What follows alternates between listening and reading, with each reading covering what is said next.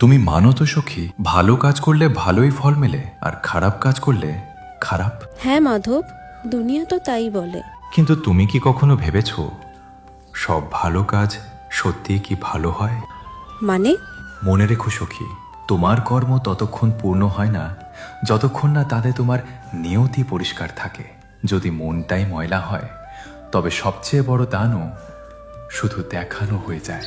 আমি তো কারো খারাপ করি না মাধব, তবে জীবন আমার সাথে খারাপ করে কেন?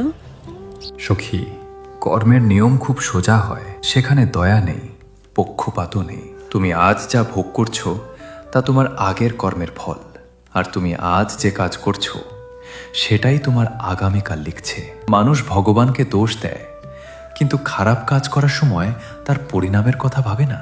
কিন্তু একটা কথা মনে রেখো, কর্মের ফল দেরিতে আসতে পারে, তবে যখন আসবে তখন কাউকে জিজ্ঞেস করে আসবে না। আর ভুলটা তখনই বোঝা যায় যখন শুধরে নেওয়ার সময় পেরিয়ে যায়, বুঝলে?